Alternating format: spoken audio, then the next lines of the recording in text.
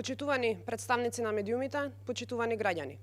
38.782 вкупно заболени лица, 14.661 активен случај, 1.110 смртни случаи.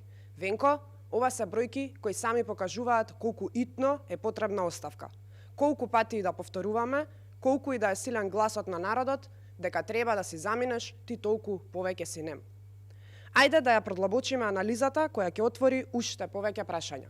Она што најмногу не загрижува е фактот дека болничките капацитети се исполнети, а најголем проблем е недостатокот на медицинскиот кадар. Да, оној кадар, медицинските сестри кои те напуштија и кои обвинија за нивно непочитување.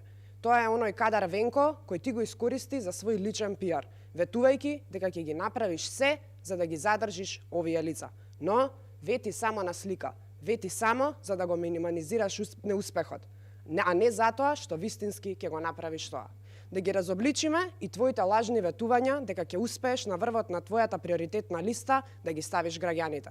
Во изминативе 2 дена се направени вкупно 6486 тестови, од кои дури 3086 се направени во приватните клиники.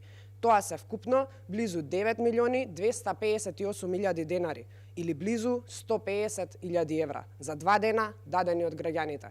Венко, свесен ли си дека за тестови граѓаните потрошиле над 8 милиони евра? Постои ли некоја црвена граница која не би ја поминал? Што можеше здравството да направи со тие средства? Колку инвестиции се еднакви, на повторувам, 8 милиони евра? Колку амбулантни возила ќе се обезбедеа и колку животи ќе беа спасени?